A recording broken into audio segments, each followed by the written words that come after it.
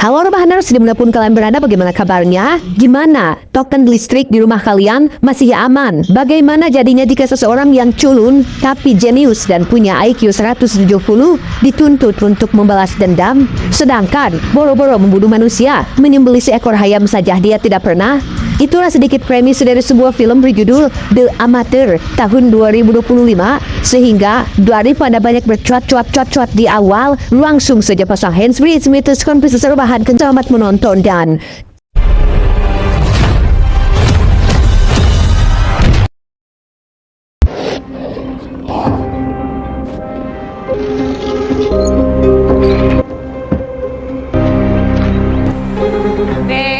kisah akan berfokus pada seorang pria culun dan lugu bernama Charles Heller yang saat ini tengah berpamitan dengan Sarah, istrinya yang diketahui akan pergi ke luar negeri untuk urusan pekerjaan, di mana Charles sendiri adalah sosok suami yang kalem dan tidak geruhan alias tidak pernah curak-carik, sehingga ketika Sarah meminta izin untuk tinggal di London selama 3 hari, Charles tidak banyak omong dan selalu berprasangka baik terhadap setiap hal.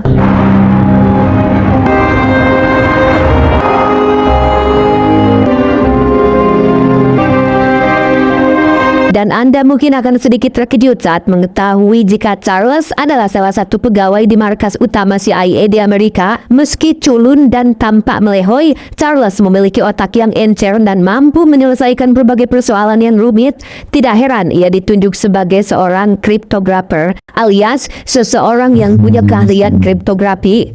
Kriptografi adalah ilmu atau seni untuk melindungi informasi dengan cara mengubahnya menjadi bentuk yang tidak dapat dibaca oleh pihak yang tidak berhak, sehingga hanya pihak yang berwenang saja yang dapat membaca atau mengakses informasi tersebut. It's just a matter of time. Like puzzles.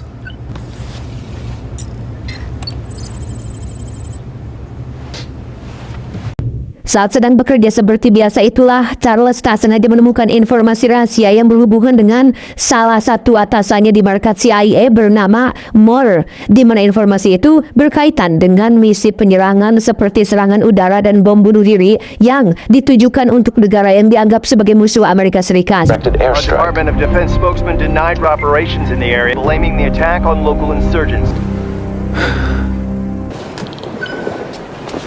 Di sela-sela kesibukannya, Charles selalu menyempatkan diri untuk menghubungi Sarah untuk sekedar menanyakan bagaimana keadaannya sekarang, apakah sudah emam atau taatan, lagi ngapain sama siapa, lagi di mana. Yang hal ini cukup menimbulkan rasa iri bagi sebagian kaum jomblo. Yeah. Bye. Bye. Bye. Bye-bye. Keesokannya ketika Charles baru tiba di tempat kerja, sudah ada Bapak Direktur Moore yang menunggunya, dan hal itu cukup membuat Charles terkejut karena dikira ada kaitannya dengan informasi rahasia kemarin. Namun ternyata Direktur Moore ingin memberitahu tentang kabar buruk yang baru saja terjadi di London, yaitu sebuah serangan dari kelompok teroris yang diketahui telah menewaskan Sarah, istri tercintanya.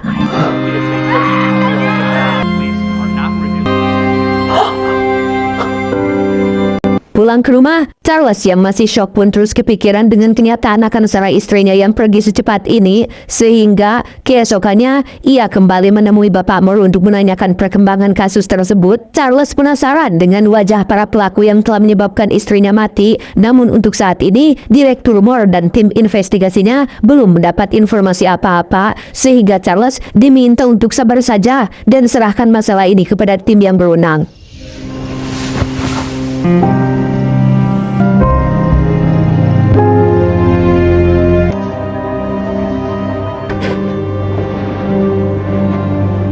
Setelah berhari-hari tanpa ada kabar dari Bapak Moore, Charles pun bergerak sendiri dengan memakai komputer markas yang memujai akses tidak terbatas, di mana ia berhasil mendapatkan rekaman CCTV yang ada di lokasi kejadian, hingga akhirnya mengetahui bahwa para teroris ini terdiri dari 4 orang pelaku. Out into the corridor. The detail got jumpy, and one of the 4 drew on him.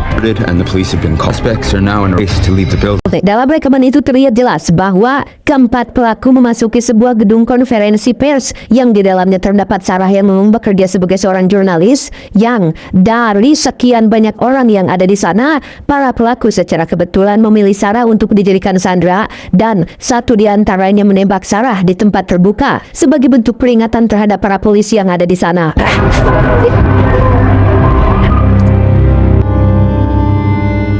memanfaatkan teknologi AI pemetaan lokasi dan pencocokan suara, Charles berhasil mendapatkan nama dan wajah 3 orang pelaku. Namun, satu di antaranya masih belum bisa teridentifikasi karena memakai masker dan topi. Pelaku inilah yang menjadi penembak Sarah dan sepertinya adalah ketua dari kelompok teroris itu sendiri. Seems to handle shipments for the wider group. She's in Paris. Turns up there regularly. I'm still filling that in. Di depan Direktur MOR dan wakilnya, Charles menjelaskan bahwa ia sangat yakin jika keempat pelaku ini berperan sebagai perantara untuk menimbulkan kekacauan. Secara sederhananya, ada sebuah kelompok atau mungkin negara yang telah membayar keempatnya untuk melakukan pekerjaan bersifat terorisme yang, dengan kata lain, Sarah menjadi korban dari sebuah bisnis yang berdasarkan kepentingan suatu negara. You knew this. Thank you. Dan ya, Bapak MOR dan wakilnya ternyata sudah tahu tentang hal ini alias sudah tahu siapa saja keempat pelaku yang telah menyebabkan Sarah tewas. Namun dengan alasan keamanan negara dan kejadiannya terjadi di luar Amerika, maka mereka memilih diam dengan dalih menjaga hubungan baik antara kedua negara. We think it would be good for you to see Dr. Garrison. Bukannya dibantu menangkap keempat pelaku tersebut, Charles justru disarankan menemui seorang psikiater dengan harapan akan membuatnya lebih tenang, di mana cara ini sama sekali tidak membuatnya tenang, yang ada malah semakin ruwet kepikiran, rudet, sehingga daripada mengandalkan dan mengharapkan bantuan dari orang lain, Charles pun terpikir untuk melakukan sesuatu yang sangat beresiko, yaitu mencuri data informasi rahasia dari markas CIA tempat kerjanya.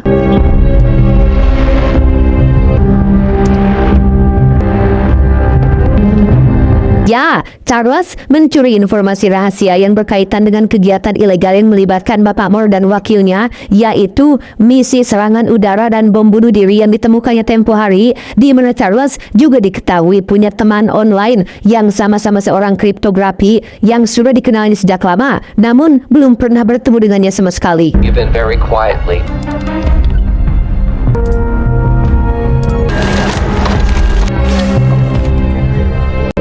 Setelah mencetak seluruh informasi rahasia tersebut, Charles pun langsung menemui Bapak MOR dan wakilnya untuk memperlihatkan apa yang ia temukan, lengkap dengan tanda tangan mereka berdua sebagai pemberi izinnya, di mana Bapak MOR dan sang wakil tentu saja terkejut dengan hal ini dan langsung mengancam akan menjebloskan Charles ke dalam penjara. Go to jail, idiot. Maybe, but we'll all be there together.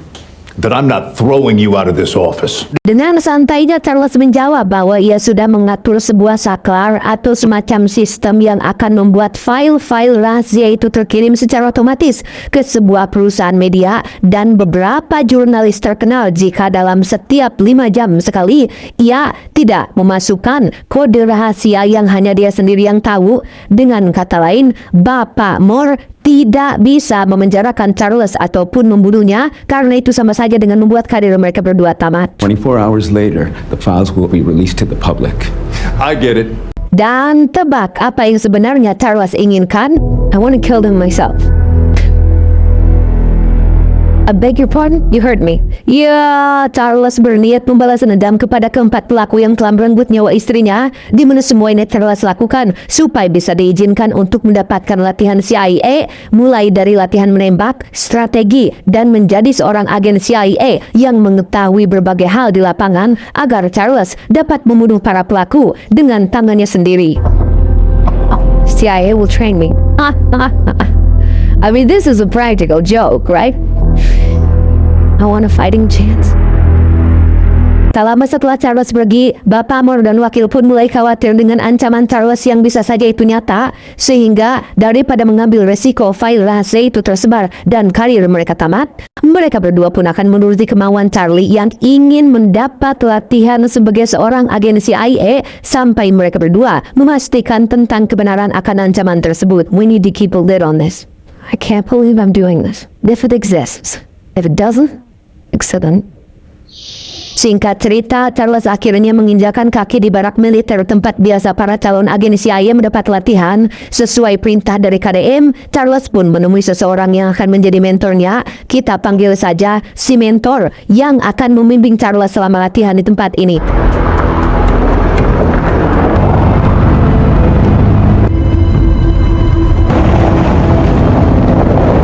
Tak buang waktu, Charles langsung mendapat latihan menembak yang hasilnya sangat memprihatinkan karena tak satu pun tembakannya mengenai sasaran. Bahkan ketika Charles diminta maju mendekati papan target, ia masih saja meleset. Ia membuat si mentor cukup gogodeg alias geleng kepala melihat kemampuan si Charles yang sangat luar biasa, membagongkan.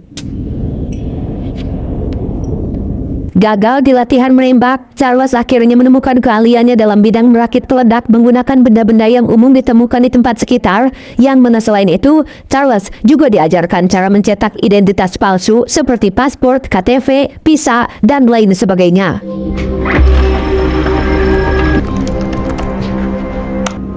Wanna keep this? Sure.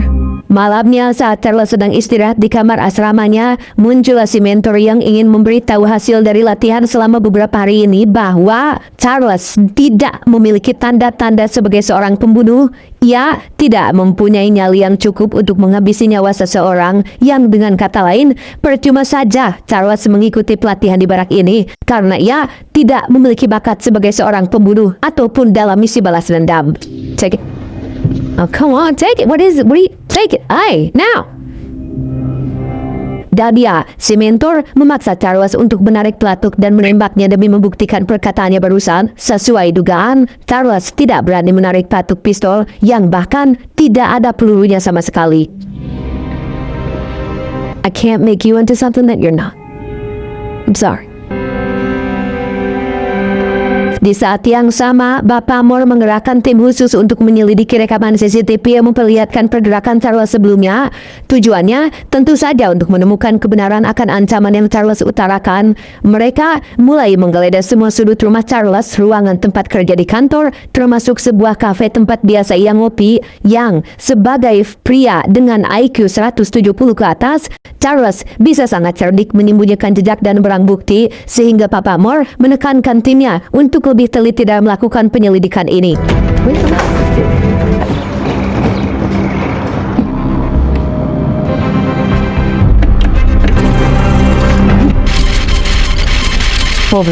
Beberapa hari berlalu seiring dengan latihan yang Charles jalani, tim khusus itu pun berhasil mendapatkan hasil dari penyelidikan yang menyatakan bahwa Charles hanya menggertak saja dan ancaman itu hanya sekedar omong kosong, sehingga dengan cepat Bapak Moore menghubungi si mentor untuk segera menghabisi nyawa Charles saat itu juga. Tanpa mereka semua sadari, selama ini Charles terus memantau pergerakan mereka semua melalui alat penyadap kecil yang dia selipkan dalam bentuk klip kertas, sehingga menyadari si mentor akan menghabisinya, Charles pun buru-buru pergi meninggalkan barak tersebut.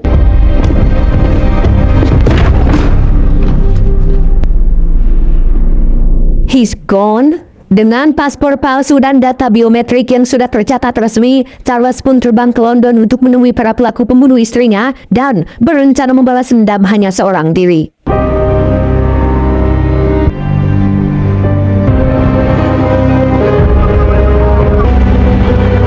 Charles sengaja menginap di sebuah hotel yang berdampingan langsung dengan sebuah restoran yang biasa didatangi oleh salah satu pelaku. Pelaku pertama yang ia targetkan adalah seorang wanita bernama Barbara, yang dengan kecerdasannya dalam bidang meretas sistem, Charles pun bisa dengan mudah meretas ponsel Barbara dari jarak jauh hingga berhasil menemukan apartemen yang menjadi tempat tinggalnya.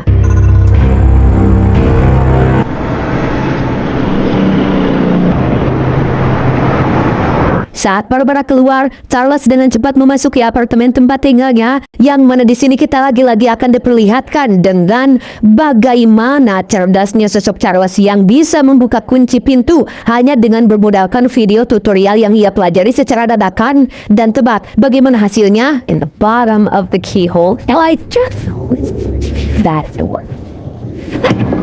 There you go. Ketika sudah masuk ke dalam, Charles dengan cepat memotret jadwal rutinitas Barbara di kalender, termasuk mengambil sebuah pistol yang terletak di dalam laci.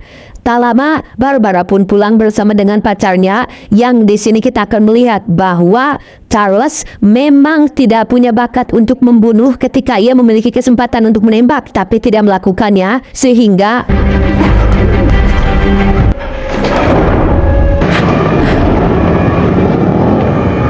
Sekembalinya ke hotel, Charles terus dihantui rasa gelisah akibat tidak mampu membunuh tapi sangat ingin membalas dendam. Yang setelah berdoa dan meminta pertolongan Tuhan, Charles pun menemukan sebuah cara untuk membalas dendam tanpa perlu membunuh secara dengan tangan langsung. Bermodalkan jadwal Barbara yang ada di kalender, ia berhasil menemukan fakta bahwa Barbara memiliki penyakit alergi terhadap serbuk sari tanaman bunga atau kembang, sehingga keesokan paginya Charles pun mendatangi sebuah toko bunga untuk membeli semua bunga yang ada di sana. Halo, anglais? All of them, please. Terus. Nah, ya. Tak hanya itu saja, Charles juga berhasil mengetahui klinik yang biasa Barbara datangi untuk melakukan tes paru-paru dan fungsi pernapasan yang mengharuskan si pasien berada di dalam bilik kaca untuk melakukan prosedur sesuai aturan medis.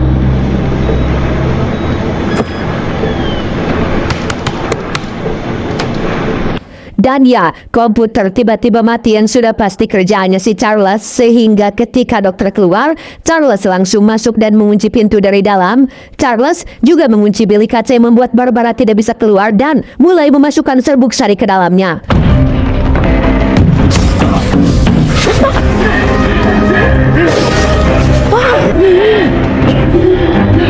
Saat Barbara sedang terdesak itulah, Charles mulai melakukan interogasi untuk mengetahui siapa pelaku keempat yang telah menembak salah istrinya, yang karena Barbara terus memohon ampun untuk nyawanya dan Charles terlalu baik untuk menolaknya, ia pun malah membuka bilik kaca tersebut sehingga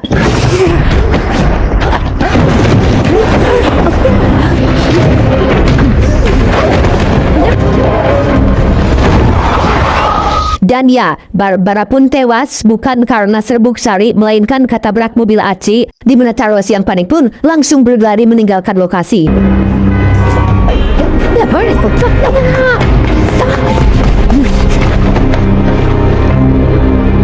Selesai dengan Barbara, Charles pun langsung meluncur ke Perancis untuk menemui pelaku kedua. Yang setibanya di sana, Charles mendatangi sebuah klub malam untuk menghibur diri demi melupakan kematian Barbara yang terus menghantui pikirannya. Kebayanglah gimana rasa melakukan pembunuhan untuk yang pertama kali, pasti terus dibayang-bayangi dan dihantui rasa bersalah. Tak diduga, Charles bertemu dengan seseorang yang tidak ia sangka-sangka, yaitu si mentor yang telah mengajarinya berbagai hal tentang lapangan. Entah atas perintah dari Bapak Moore atau memang inisiatif sendiri, si mentor tampak mengkhawatirkan keadaan Charles yang ditakutkan tidak akan kuat mental dalam melakukan misi balas dendamnya. How did you find me? Doesn't matter how smart you are, you panic, that will always screw up a good plan. Karena mengira si mentor akan mencegah misi balas dendamnya, Charles pun menunjukkan alat pemicu jarak jauh yang dibuat berdasarkan pelajaran sewaktu di barak militer, sehingga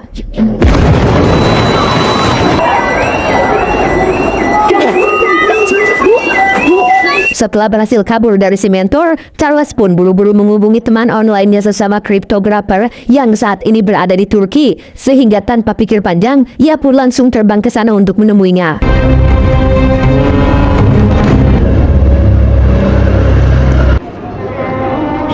Wait, is not who you're looking for. Dan inilah kita panggil saja Yuli, teman online Charles yang sudah saling berkomunikasi sejak 5 tahun yang lalu. Sama-sama kriptografer yang andal, Charles meminta bantuan Yuli untuk menemukan pelaku kedua yang menjadi penyebab kematian istri tercintanya.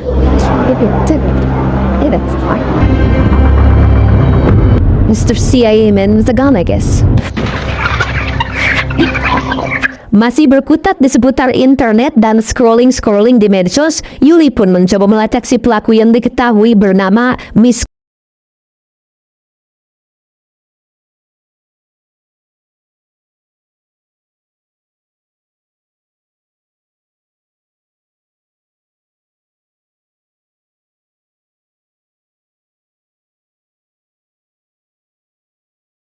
tidak pakai tembayong, di Miska diketahui sering bepergian atau traveling ke berbagai negara yang dengan memanfaatkan hobi pacarnya Miska yang suka memposting segala macam hal di akun Instagramnya. Diketahuilah jika saat ini Miska sedang berada di kota Madrid, Spanyol. And fuimos to Madrid last week. Singkat cerita, tibalah Charles dan Yuli di Spanyol dengan terus memantau kamera CCTV hotel tempat Miska biasa nongkrong bersama pacar dan teman-temannya. Diketahui juga jika Miska hobi berenang di sebuah kolam kaca yang membentang dari satu gedung ke gedung lainnya. Charles mulai mempelajari secara detail bagaimana kaca itu dapat menampung 150 ton air yang ternyata kacanya terdiri dari 3 lapis, masing-masing memiliki celah udara untuk menambah kekuatannya, sehingga Charles langsung mencuri sebuah regulator alap selam yang berfungsi untuk mengurangi tekanan udara pada celah kolam kaca tersebut.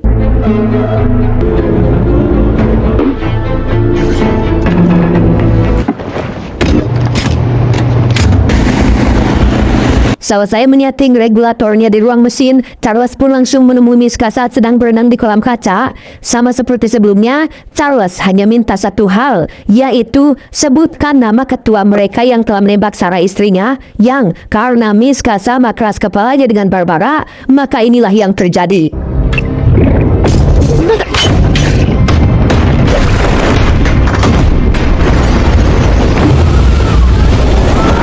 Selesai membunuh Miska, Charles belum bisa bernapas lega karena saat ini ada beberapa agen suruhan Bapak Moore yang ditugaskan untuk menghabisinya, termasuk si mentor yang juga ada di sana. Di mana Charles langsung beralih cepat menuju ruang mesin dan... Stop! Ya, dikira akan menangkapnya, si mentor ternyata malah berkelahi dengan si agen utusan Bapak Moore, di mana si mentor berhasil mengalahkan si agen meski sempat terluka di bagian perut. Tak punya waktu untuk menolongnya, Charles pun menyampaikan rasa terima kasih dalam bentuk isyarat dan langsung ngalios begitu saja tanpa pamit-pamitacan.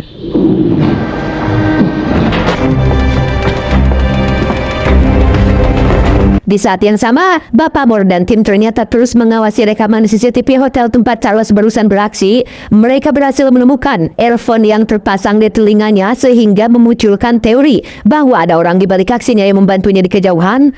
Berdasarkan teori ini, tim Bapak Moore pun langsung melakukan pelacakan hingga berhasil mendapatkan riwayat kirim-kiriman pesan antara Charles dan Yuli.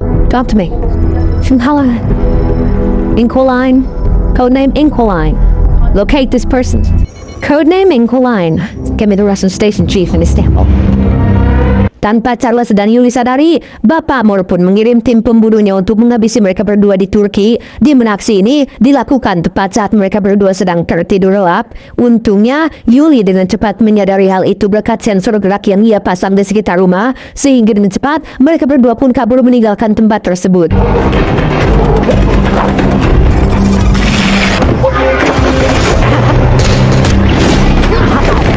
Terjadi kejar-kejaran antara Charles Yuli dengan tim pembunuh yang mengejar mereka menggunakan speedboat, di mana tim itu terus menembaki mereka berdua dari kejauhan sampai akhirnya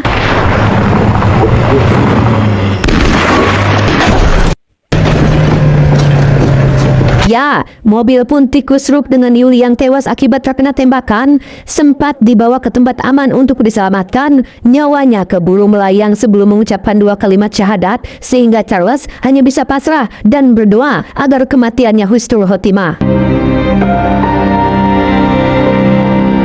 Pada akhirnya, Charles pun harus melakukan balas dendam ini seorang diri tanpa bantuan dari siapapun. Satu-satunya modal yang dia miliki hanyalah otak jeniusnya yang mampu melakukan problem solving atau pemecahan masalah. Memanfaatkan ponsel dan akun pribadi milik Yuli, Charles pun menghubungi target ketiga yang diketahui bernama Alice. Si Alice ini sering melakukan pembelian senjata ilegal untuk aksi terorismenya, sehingga Charles akan berperan sebagai penjual senjata untuk memancing kemunculan si Alice ini.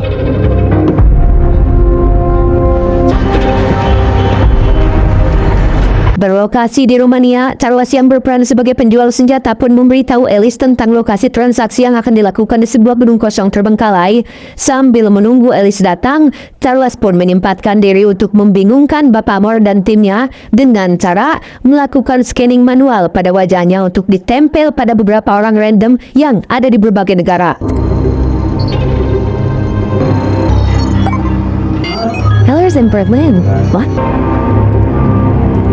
Hasilnya, Bapak Moore dan tim pun dibuat kebingungan dengan kemunculan Charles yang ada di beberapa negara dalam waktu yang bersamaan, sehingga itu cukup memberikan waktu bagi Charles untuk fokus pada misi balas dendamnya. We got a ping in Rome. The little prick is now at a museum. He just got on a tram in Prague. Ketika Bapak Moore dan timnya baru menyadari hal itu, Charles sendiri sudah berhasil mendapatkan apa yang ia inginkan, yaitu kemunculan Ellis, si target ketiga yang baru datang. Ia diminta untuk memeriksa sendiri isi kotak yang dipesannya, yang ternyata still on the phone. You just armed an IED. It's on a beam trigger. You drop the lid, move away, or cross the beam. It detonates.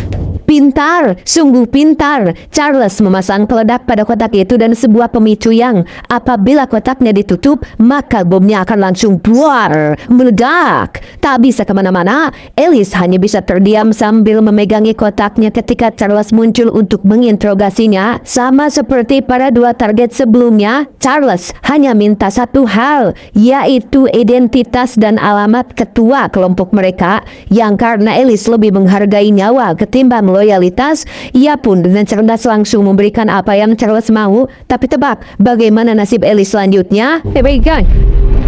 Where you going? You jump really fast. You might survive the blast. Right! Duar!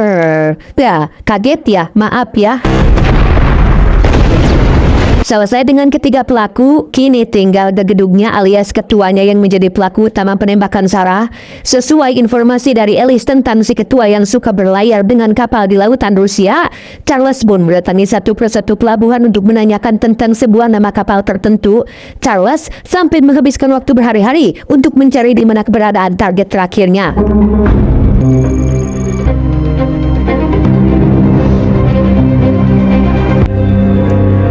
Pada hari kesekian, Charles akhirnya berhasil melihat kapal yang ia cari. Namun ketika baru saja akan menghampiri, tiba-tiba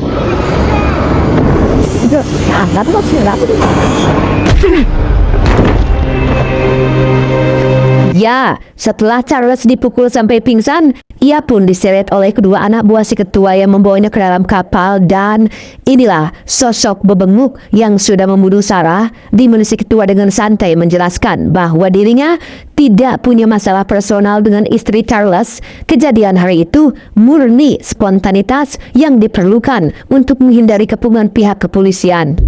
That's it. Necessary. Si ketua sendiri mengaku sudah mengetahui tentang kematian tiga anak buahnya dan juga sudah menyelidiki bagaimana cara mereka mati. Setelah dianalisa dengan seksama, si ketua menyadari bahwa Charles bukan tipikal seorang pembunuh karena dari cara atau metode yang Charles pakai, jelas Charles tidak mampu membunuh mereka semua dengan tangannya secara langsung. But doesn't mean you're weak. Truly a killer. Don't believe me. Menyadari hal itu, si ketua pun mengambil sebuah pistol, mengisi peluru, dan memokamnya hingga siap ditembakkan, di mana Charles diminta untuk menembaknya supaya hasrat balas dendamnya terpuaskan, sekaligus ingin membuktikan bahwa Charles hanyalah seorang pengecut yang tidak akan mampu menarik pelatu.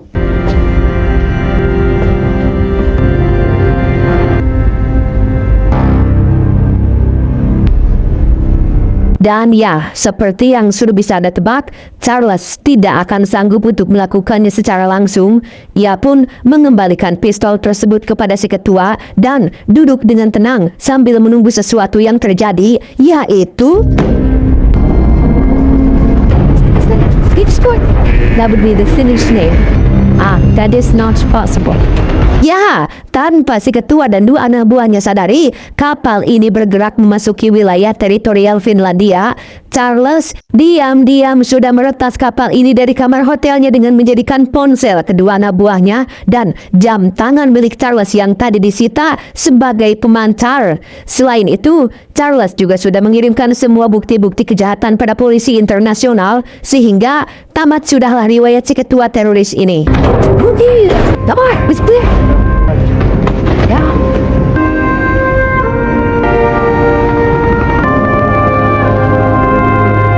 Berdasarkan kesaksian si ketua teroris, Bapak Direktur Moore sebagai pimpinan CIA pun ditangkap atas rangkaian kejahatan kemanusiaan yang menewaskan ribuan nyawa tak bersalah.